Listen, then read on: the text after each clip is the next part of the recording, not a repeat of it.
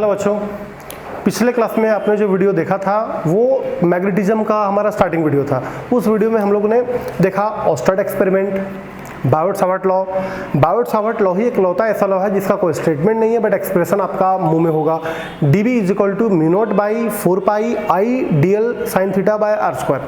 Biot-Savart law के दो application थे। पहला magnetic field due to straight wire carrying current जो हम लोगों ने देखा था, जिसका रिजल्ट आया था B = μ0/4πi sin θ 1 + sin θ 2। But मैंने इसको बोला था ये हाथी का दांत है, इसके बहुत कम न्यूमेरिकल्स हमारे होते हैं। ज़्यादातर न्यूमेरिकल हमको इन्फिनाइट वायर का मिलेगा। जैसे दो रोड पर जो दो पोल के बीच में तार होती है, ये सब इन्फिनाइट वायर में चली जाएगी।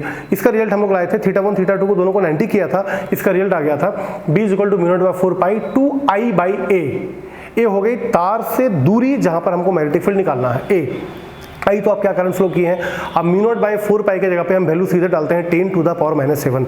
जबकि आज बायोट-सावर्ट लॉ का दूसरा एप्लीकेशन आएगा magnetic field due to circular loop carrying current. ठीक है, उस काम को हम लोग देखते हैं। तो पहले थोड़ा सा लैंग्वेज हम लोग समझते हैं। लेट ए सर्कुलर लूप, एक सर्कुलर लूप लिया जिसका रेडियस लिया a। Let a circular loop of radius a through which I current flow, जिसे हम लोग आई करंट फ्लो करते हैं। ठीक है, एक सर्कुलर लूप लिया है, सेंटर O, रेडियस है, इसे करंट फ्लो किया I। तार के सेंटर से मतलब लूप के सेंटर से x दूरी पर कोई पॉइंट है P, यहीं पर हमको निकालना है B। लूप के सेंटर से x दूरी पर कोई पॉइंट है P, वहीं पर हमको निकालना है DB। थोड़ा सा लैंग्वेज देख लेते हैं। Let a circular loop of radius A through which I current flow, P be the point at x distance from center of loop where magnetic field has to be determined। ठीक है, ये हमारा language हो गया। लेकिन चूंकि ये application Biot-Savart law का है तो हम लोग डायरेक्टली यूज करें according to Biot Savart law, according to BSL। हम लोग बायोट-सावर्ट लॉ को BSL लिखते हैं। dB = μ0/4πi dl sin θ r square. लेकिन यह जो थीटा होता था वो एक्चुअली तार और आर के बीच का एंगल होता है। तो तार बच्चों है ये और आर है ये है आर।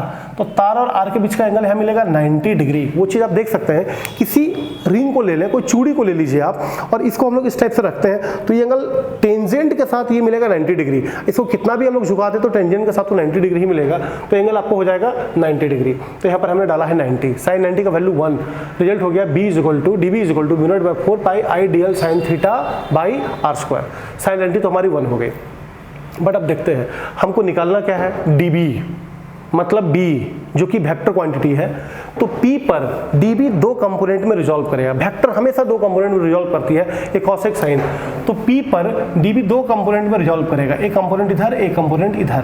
अब थोड़ा ध्यान देंगे, अगर ये थीटा है तो यहाँ ई थीटा होगा, तो जिधर थीटा उधर कॉस, जिधर थीटा उधर कॉस, तो ये कंपोनेंट हो जाएगा dB cos थीटा, ये कंपोनेंट हो जाएगा dB sin थीटा।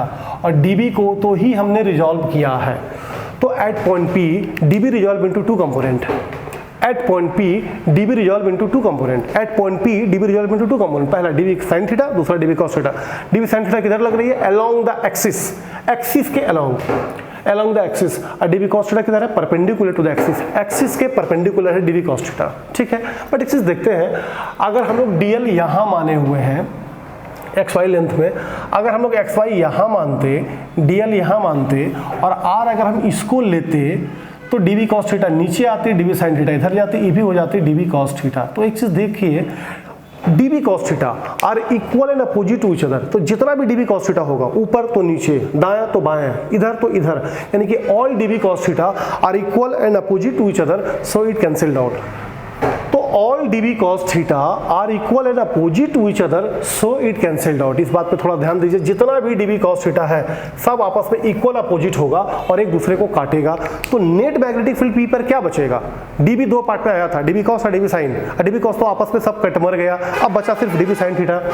तो net magnetic field at point P, net magnetic field at point P बचेगा dB = dB sin थीटा। यही हमारा मेन रिजल्ट है। अब एक काम करते हैं, dB का वैल्यू जो ऊपर निकाले उसको लाकर रिप्लेस कर दें। तो dB का वैल्यू ऊपर से लाया है μ0/4πi dl sin θ r square और बगल में sin थीटा। उधर पहले थीटा हम लोग इसको माने थे, बट अब तो थीटा हमारा ये है, मतलब ये है। अब यहाँ से अगर हम लोग sin थीटा निकाल लें तो sin थीटा = क्या, दिस बाय दिस, P/B मतलब P/H A/R, लंब बटा कर्ण P बाई एच, तो A बाई आर, तो साइन थीटा के यहाँ पे डाल दिया है मैंने A बाई आर। अब हम लोग तो निकाल चुके हैं dB, बट हमको चाहिए क्या, B। हमको पूरे तार के कारण B चाहिए, तो dB से B में सिर्फ ला सकता है इंटीग्रेशन, तो हम लोग दोनों साइड इंटीग्रेशन करने का डिसीजन लेते हैं, इंटीग्रेटिंग बोथ साइड।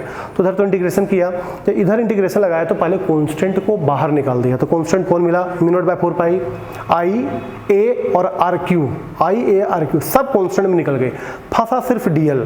तो dl को इंटीग्रेट किया 0 से लेकर 2 पाई a तक, मैंने पूरा रिंग इंटीग्रेट मैंने किया। अब पूरा रिंग का मतलब 2 पाई r, बट रेडियस मेरा a, तो 0 से लेकर 2 पाई r तक। अब अगर इसको इंटीग्रेट करेंगे तो देखिए b equal to mu not by 4 pi I by a r cube तो है, और dl को जब इंटीग्रेट करेंगे तो मिलेगा l। इंटीग्रेशन तो हो गया बट लिमिट लगाना बाकी है, 2 पाई a नीचे लोअर लिमिट है 0, लिमिट लगेगा upper limit minus lower limit, तो 2 पाई a माइनस 0। जब पूरे को हम लोग देखते हैं तो b equal to mu not by 4 pi I a r cube नीचे है, बाकी 2 पाई a। फाइनली हम लोग लिखे हैं b equal to mu not by 4 pi 2 pi I a square, 2 pi I a square by r cube. लेकिन थोड़ा ध्यान दीजिए r क्या था, r को अगर हम वहां पे पाइथागोरस थ्योरम लगा दें तो रेडियस था हमारा a, और ये था हमारा r, और ये था हमारा x। रिंग में आके देखते हैं, ये हमारा था a, ये था r, ये है x, तो पाइथागोरस थ्योरम था r इक्वल टू क्या होगा, x square plus a square का रूट मतलब पावर 1/2। तो r के जगह पे x square plus a square का पावर 1/2, लेकिन यहाँ पर क्यूब था तो क्यूब गुने 1/2 मतलब 3/2। ये हो गया main result, b is equal to mu not by 4 pi 2 pi I a square by x square plus a square का पावर 3/2।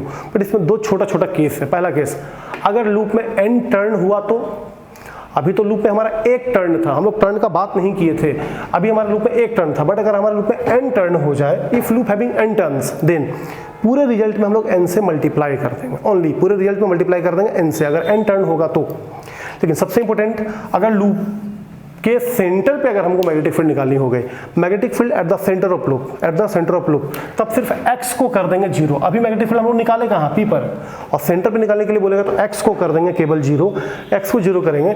तो इस रिजल्ट में अगर x को हम लोग 0 करें तो ये 0 हो जाएगी, a स्क्वायर का पावर 3/2 मिलेगा, 2 कटेगा, a3 नीचे, a स्क्वायर से ऊपर कट गया, तो ऊपर सिर्फ बचा b equal to mu not by 4 pi 2 pi I a. N रखना है तो रखिए, नहीं रखना है तो मत रखिए। अगर एक टर्न्स है तो नहीं, नंबर ऑफ टर्न्स कुछ बोलेगा 200 टर्न, 500 टर्न, 1000 टर्न, तो n के जगह पे मल्टीप्लाई करेंगे। तो ये था magnetic field due to circular loop carrying current, जिसका रिजल्ट है b equal to mu not by 4 pi 2 pi I a square by x square plus a square का पावर 3/2।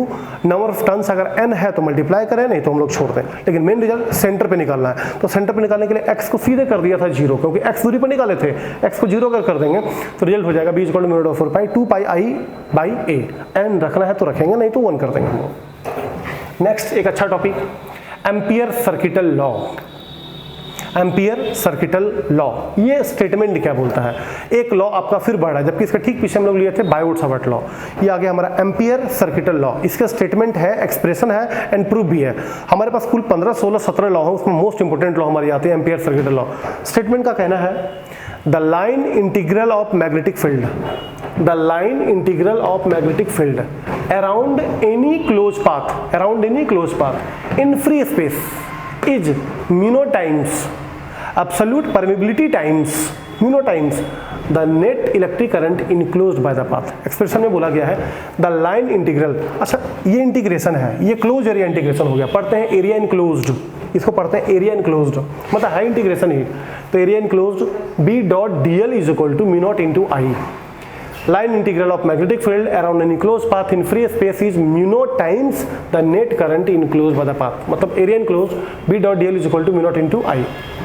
अब इसको हम लोग प्रूफ करते हैं। मैंने एक स्ट्रेट वायर लिया जिसे करंट फ्लो किया है I, infinite long straight wire लिया जिसे करंट फ्लो किया है I। चूंकि जब करंट फ्लो करेंगे तो ऑस्टर्ड एक्सपेरिमेंट के मुताबिक उसको चारों ओर मैग्नेटिक फील्ड आ जाएगी, और इनफाइनाइट वायर है तो मैग्नेटिक फील्ड हमारा हो जाएगा b is equal to mu not by 4 pi 2 I by A, जो भी हम लोग केस में देखे थे सर्कुलर लूप के केस में। Consider a infinite long straight conductor या wire carrying current I, so magnetic field around conductor at a distance will be b is equal to mu naught by 4 pi 2 I by a। अब देखते हैं, अगर ये हमने loop मान लिया है तो इस पे एक स्मॉल एलिमेंट हम लोग xy मान लें जिसका लेंथ है हमारा l। जिसका डायरेक्शन होगा बाहर की तरफ और बी हमेशा बाहर की तरफ होती है। तो since DL is in same, DL is the small element of whole length, पूरा लेंथ अगर हमारा एल है, लूप का लेंथ अगर हमारा एल है तो स्मॉल लेंथ हम लोग मान लिए DL. Since B and DL both are in the same direction, both act outward, दोनों बाहर की तरफ अगर लग रही है, बी भी बाहर ही है और डीएल भी हमारा बाहर ही है, तो दोनों के बीच में थीटा कितना हो जाएगा 0 degree. Since B and DL both act outward, both act in same direction, so angle between them is 0 degree. So B dot DL is equal to, B dot DL is equal to, B DL dot को हटा के कौन सा theta, cos theta, dot को हटा के कौन सा थीटा, कॉस थीटा, तो B DL cos theta, B DL cos theta, B DL cos theta. अब देखिए बी डीएल अगर सेम डायरेक्शन में है तो थीटा कितना, थीटा 0 डिग्री, थीटा को मैंने 0 डिग्री डाला, cos 0 1, cos 0 1। अब ये हमारी 1 बन के खत्म हो गई। अब सिर्फ बचा बी डीएल, बी डीएल। अब इंटीग्रेटिंग बोथ साइड, वही integration, whole area integrating both side, तो यहाँ मेरा था B dot DL whole area integration, इधर भी हमने किया होल एरिया इंटीग्रेशन, तो इधर का पार्ट को तो हम लोग बचा कर रख लेते हैं, area enclose B dot DL is equal to. अब इसका इंटीग्रेशन करेंगे तो b को पहले कांस्टेंट के बाहर निकाल दें, क्योंकि एरिया इनक्लोज भी तो एक टाइप का इंटीग्रेशन ही है, तो b को मैंने बाहर निकाला, dl को फंसाया। अब b का वैल्यू हम लोग निकाले थे, तार के चारों ओर मैग्नेटिक फील्ड क्या था, a दूरी पर, वो था μ0/4π2I/a।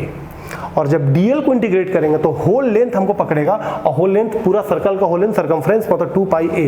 अब इस a को a से काटे, पाई को पाई से काटे, 4 को 4 से काटे, क्या बचा μ0 × I, यानी कि एम्पियर सर्किटल लॉ का जो हमारा एक्सप्रेशन है वो area enclosed b dot DL is equal to μ0 × I। कोई भी लॉ आता है तो इसका कुछ एप्लीकेशन आता है। अब इसके दो एप्लीकेशन है, दोनों बहुत गरम एप्लीकेशन है। Magnetic field due to solenoid carrying current, magnetic field due to toroid carrying current, यानी कि एक सोलोनॉइड से करंट फ्लो कराकर, एक सोलोनॉइड से करंट फ्लो कराकर उसके अंदर मैग्नेटिक फील्ड निकालना है, और एक टोराइड से करंट फ्लो कराकर उसके अंदर मैग्नेटिक फील्ड निकालना है। दोनों are the application of Ampere circuital law. Next video जो बनेगा आपका, दोनों एप्लीकेशन एक साथ में डालूंगा, application of Ampere circuital law. इसका एक स्क्रीनशॉट लेके इसका नोट्स आप बना सकते हैं।